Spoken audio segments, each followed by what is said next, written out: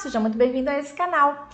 Veja só, você acorda de manhã disposta a ter um dia na paz do Senhor, tratando todo mundo bem, expressando a sua alegria por estar viva, saudável, bem disposta, até que uma santa criatura faz algo tremendamente desagradável e desperta em você uma ira incontrolável. E aí, o que você faz?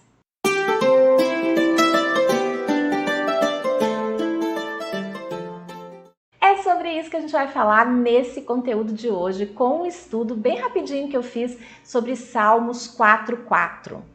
Quando vocês ficarem irados, não pequem. Ao deitar-se, reflitam nisso e aquietem-se. Comece esse estudo lembrando o que é pecar. Pecar é errar o alvo que Deus preparou para nós. Simples assim. Então já fica aqui o meu desafio. Quem nunca pecou? Quem tem certeza absoluta de que todos os dias faz exatamente o que Deus espera de você?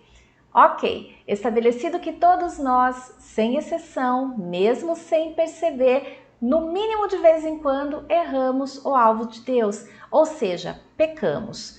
Estabelecido isso, sigamos em frente com essa reflexão. Se tem uma coisa que nos faz errar o alvo de Deus, são os nossos sentimentos. Neste versículo, o Senhor nos alerta especificamente sobre a ira. A definição de ira é intenso sentimento de ódio ou rancor dirigido a uma ou mais pessoas em razão de alguma ofensa, insulto, etc. Rancor generalizado em função de alguma situação injuriante, fúria, cólera, indignação. Só de ler essa definição já deu uma fervidinha aqui, né?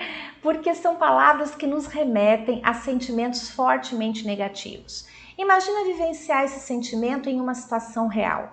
O nosso instinto é reagir na mesma proporção do que nos levou à ira, mas esse não é o alvo de Deus. Ao ler Provérbios 15:1, temos uma boa ideia do que Deus espera de nós nesse tipo de situação. A resposta gentil desvia o furor, mas a palavra ríspida desperta a ira. Ou seja, ao reagir movido pelo sentimento de ira, apenas geraremos mais ira e entraremos em um looping de sentimentos e atitudes negativas que podem comprometer o nosso equilíbrio emocional e os nossos pensamentos e comportamentos serem contaminados por causa disso, incluindo também as nossas ações e as nossas crenças. Veja que no versículo de hoje, a orientação é para, ao se deitar, refletir e aquietar. Ou seja, não faça nada, nem tome decisões no calor da ira. Deixe o dia acabar e, ao se deitar, pense profundamente sobre o que aconteceu. Vamos aqui em algumas reflexões que você pode fazer. Primeira, a intensidade da sua resposta emocional ao ocorrido está adequada ao fato em si ou você está tendo uma reação emocional exagerada? Outra coisa que você pode refletir, você tem alguma responsabilidade sobre o que fizeram a você ou sobre a situação? Porque às vezes a gente provoca algumas coisas, né? Vamos combinar. Se sim, se você tem um nível de responsabilidade naquilo que aconteceu, que te enfureceu, como que você pode corrigir a sua atitude? Você está disposta a pedir perdão pelo que você tenha feito? Outra coisa, qual será a consequência se você responder à altura do que fizeram com você? Pensando nisso, você consegue afirmar com toda certeza que vai ser um desastre, mas vai valer a pena. É isso que você pensa?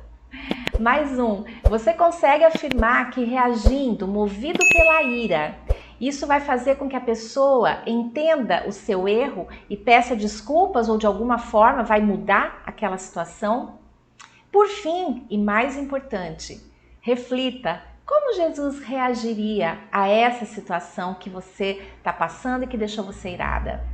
Em 1 Coríntios 2, Paulo afirma que nós temos a mente de Cristo. Assim, precisamos deixar que ela se manifeste em nossa mente para nos ajudar a agir de maneira a acertar o alvo de Deus. Quando a mente de Cristo se manifesta em nossa mente, ela neutraliza as respostas sugeridas pelo nosso ego, que na verdade só quer provar que estamos certos, e isso é pura vaidade e arrogância na maioria das vezes. Encerro esse conteúdo dando 2 dicas preciosas de como deixar a mente de Cristo se manifestar na sua mente. Primeiro, esteja determinada a conhecer profundamente a Deus. Quanto mais conhecer a Ele, mais a mente de Cristo se manifestará em você. Veja o que está escrito em Oséias 6,3. Como precisamos conhecer o Senhor. Busquemos conhecê-lo. Ele nos responderá tão certo como chega o amanhecer ou vem as chuvas da primavera. A melhor maneira de conhecer a Deus é estudando a Bíblia, onde Ele se revela por completo para nós. Segunda dica de como fazer a mente de Cristo, como permitir, que a mente de Cristo se manifeste na sua.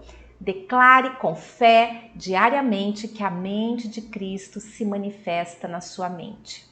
Declarar é tomar posse de uma promessa com o poder das palavras faladas.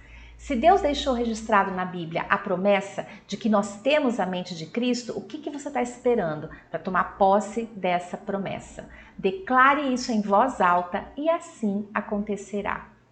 Eu espero que esse conteúdo tenha falado ao seu coração e te ajude a lidar melhor com essas situações que muitas vezes, gente, elas acontecem como uma artimanha, do inimigo das nossas almas para nos desequilibrar, para nos deixar depois, sabe, que a gente responde à altura, que a gente perde a cabeça, que a gente fala o que vai se arrepender, aí fica aquela sensação ruim de culpa. Muitas vezes por causa disso a gente se afasta um pouquinho de Deus, porque fica meio envergonhado de chegar nele. Poxa Deus, eu achei que eu estava tão bem, de repente eu vi que eu não estava emocionalmente.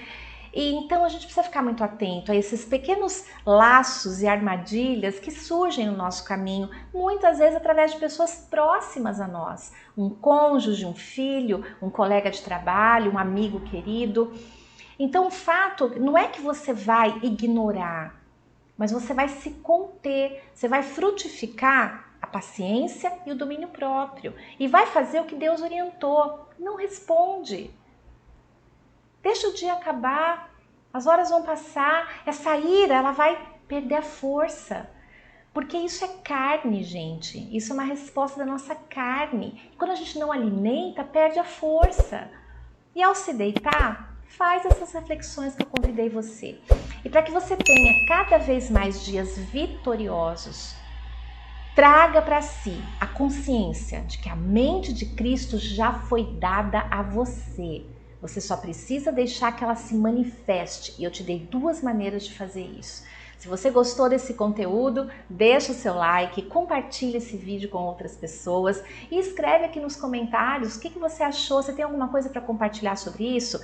Tem alguma dúvida da palavra que você gostaria que eu trouxesse aqui nesse canal? Eu sou uma empreendedora, gente, e eu coopero com Cristo nos planos dele. Então eu digo que eu sou uma empreendedora com Jesus. Meus negócios pertencem a Ele, assim como meus dons e meus talentos. Por isso que eu faço questão de compartilhar com você as coisas que fazem sentido para mim e que me ajudam a passar por todos os meus desafios com equilíbrio emocional, confiança e sabedoria. Sabe para quê? Para honrar a Deus por onde eu passar. Eu não acerto sempre, mas eu estou sempre procurando acertar. Encontro você no próximo vídeo. Muito obrigada por ter ficado comigo aqui até agora. Até lá!